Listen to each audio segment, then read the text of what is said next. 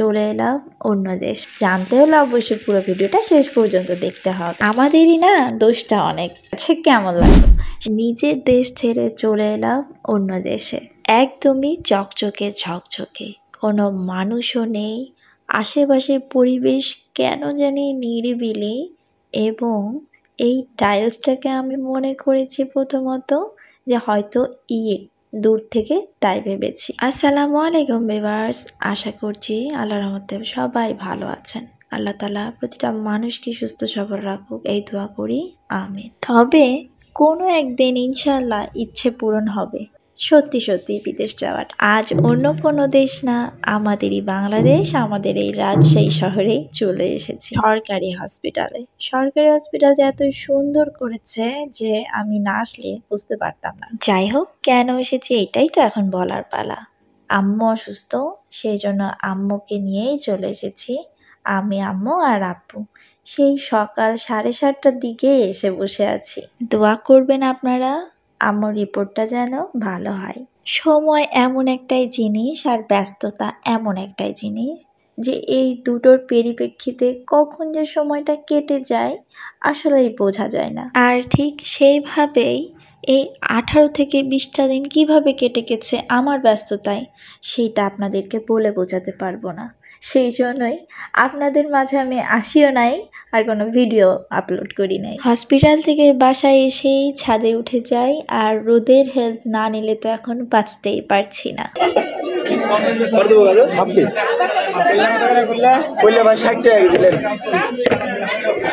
এরই মধ্যে দিয়ে হাজবেন্ড সবজি বাজারে চলে গেছিল কিছু সবজি নিয়ে আসার জন্য।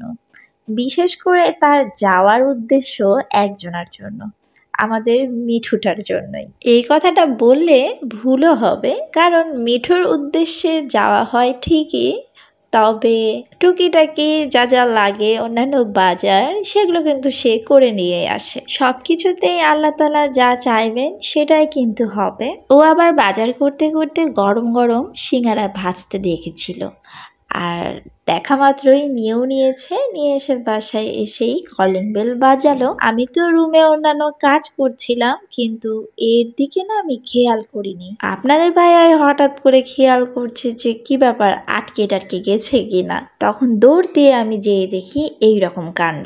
মাইক্রোগুলোতে যেমন উপরে আপার গ্লাসগুলা থাকে, ঠিক সেই রকম ও মানে এটাকে গাড়ি বানিয়ে উপরে গ্লাসটা খুলে রীতিমতো মাথা বের করে হাওয়ায় উঠছে। আমি এই পাখির কামকীর্তি না কিছুই বুঝতে পারি না, যে ওই লক্ষ্মীটি হয়ে কেন থাকে না, এইরকম উড়নচণ্ডী কেন। এখন গরম গরম সিঙ্গারাগুলো খেয়ে নিচ্ছি, সঙ্গে কাঁচা পেঁয়াজ। দেখে নিই মশাই কি কি আজ বাজার নিয়ে আসলো।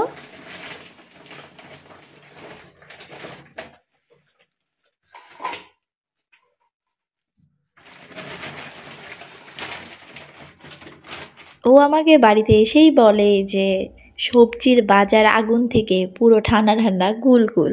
আমি বলি কেন? বলে যে প্রচুর নাকি দাম কমে গেছে। টমেটো 40 টাকা কেজি, তবে ওখানে 50 টাকার আছে। গাজর 40 টাকা কেজি, পেঁয়াজ কাঁচামরিচ 15 টাকা পোড়া। বেগুন তো মাশাআল্লাহ দাম বেগুন এরকম। বেগুন কত টাকা নিল? বেগুন হচ্ছে 20 টাকা কেজি। শুকনা মরিচ এটা হচ্ছে 5 টাকা নিয়েছি।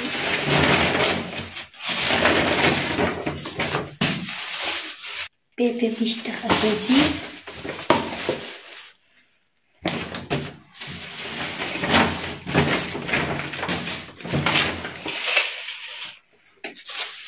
এই যে আলু 40 করে 2 কেজি আলু নিয়েছি। ধনের পাতা 10 টাকায় 3 আটি। এই হলো আজকে ছোট্টখাট্ট টুকিটাকি বাজার। হঠাৎ করে গলাতে ঠান্ডা লেগে গেছে, যে জন্য এমন অবস্থা। তবে আজকে দুপুরে রান্না হয়েছিল শোল মাছ নতুন আলু দিয়ে, ঝোল, সঙ্গে তো ধনেপাতার একটু ছিটাফোঁটা ছিল, আর ছিল করলা আলু ভাজি। আজ মনটা চেয়ে বসলো যে একটু রেস্টুরেন্টের খাবার দাবার খাওয়া যাক, কিন্তু রেস্টুরেন্টে যে বসে খেয়ে আবার চলে আসা এই ঠান্ডার মধ্যে এগুলো আর ভাল লাগতো না। সেই জন্য আমি নিজের হাতেই বাড়িতে বানিয়ে ফেললাম। কি বানিয়ে নিলাম সেইটা কিন্তু জানতে হলে অবশ্যই পুরো ভিডিওটা শেষ পর্যন্ত দেখতে হবে। দেখে অনেকে গেস করতে পারছে যে কি বানিয়েছি, আবার অনেকে গেস করতে পারলেও চিন্তায় পড়ে গেছে যে আসলে এটা কি বানালো। আমি নিজের আইডিয়া দিয়ে এটা বানিয়েছি। সাসলিক স্টাইলে চিকেন কাবাব বানিয়ে ফেললাম। বেশি কিছু না, সাসলিক করতে গেলে এই একটা করে প্রতিটা চিকেনের মাঝখানে বেল পেপার পেঁয়াজ দিতে হতো, তাহলেই কিন্তু পুরোপুরি সাসলিক হয়ে যেত। তো আমি এইটা করি নাই। আমি এই সাসলিক কাঠির মধ্যে চিকেনই গেঁথে এইভাবে ম্যারিনেট করে ভেজে নিচ্ছি।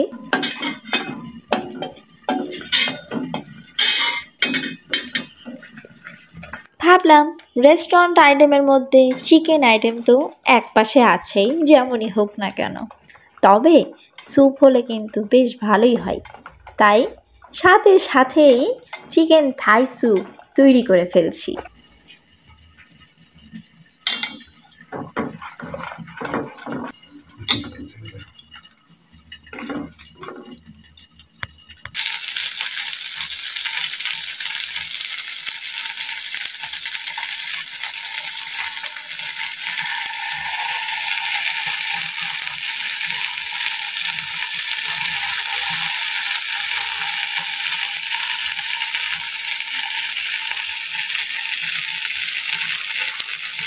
বাই দ্য ওয়ে, এইভাবেই প্রত্যেকটা মাংসই আমি এই পাশ ও পাশ উল্টিয়ে পাল্টিয়ে ফ্রাই করে নিচ্ছি।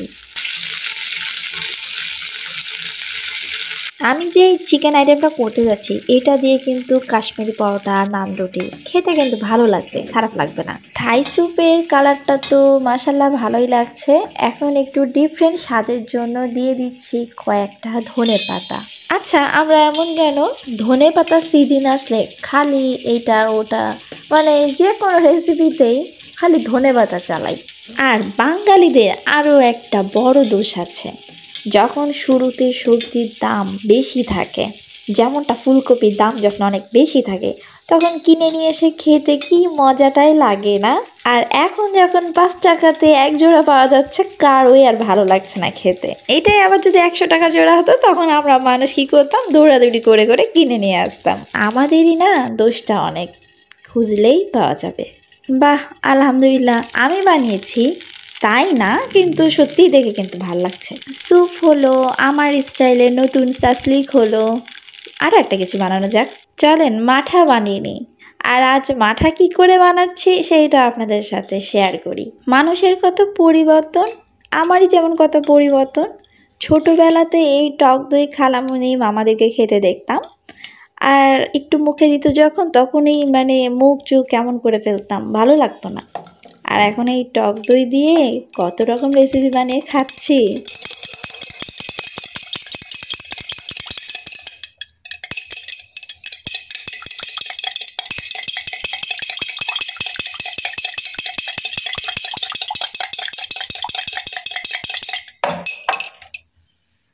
আমার সব থেকে ভালো লাগে না বোরহানি খেতে, বিয়ে বাড়ির বোরহানি। কোনো সময় বোরহানি যদি আমি বানাই আপনাদেরকে অবশ্যই সেটা শেয়ার করব, আর সেইভাবে বানিয়ে খাবেন, ইনশাআল্লাহ ভালো লাগবে। চিনি লবণ সামান্য দিয়ে নিলাম, আবার গুলাবো, তারপরে পানি দিব, হয়ে যাবে পারফেক্ট মাঠা।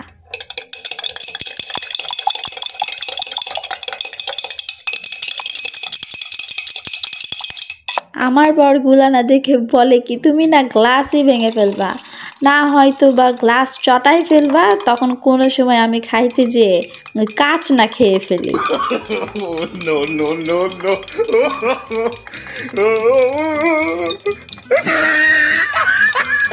অ্যাকচুয়ালি মাঠা খেতে গেলে টক দই ভালো মতো ফাটতে হবে, আর সেই জন্য গ্লাসে একটু আওয়াজ হয়েই থাকে। এনিওয়ে, মাঠাও তৈরি হলো। সত্যি কথা বলছি, নিজের বানানো স্যুপ দেখে মনে হচ্ছে রেস্টুরেন্টে সত্যিই চলে এসেছি। প্রিয় দর্শক, সত্যি আপনারা মন থেকে অ্যাটলিস্ট স্যুপটা দেখে কমেন্ট করবেন যে কেমন হয়েছে আর দেখতে কেমন লাগছে। আমি আপনাদের থেকে মতামত আশা করছি স্যুপের লুক দেখে। চিকেন দেখে লাইক কমেন্ট করবেন এটা আশা করছি না, কারণ আমি ফার্স্টেই বলেছি যে আমি নিজের আইডিয়াতে এটা বানিয়েছি। আর হ্যাঁ, এখানে হয়তো অনেকে লক্ষ্য করছেন যে 2 গ্লাস মাঠা, তবে একটা গ্লাসের মাঠা অনেক কম কেন?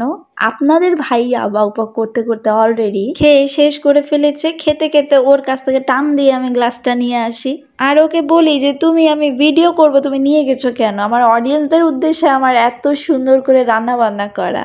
সো ভিউয়ার্স, আজকের এই রেস্টুরেন্ট স্টাইলের ব্লগটা আপনাদের কাছে কেমন লাগলো সেটা অবশ্যই লাইক কমেন্ট দিয়ে জানাবেন। ভালো থাকবেন সবাই, আল্লাহ হাফেজ।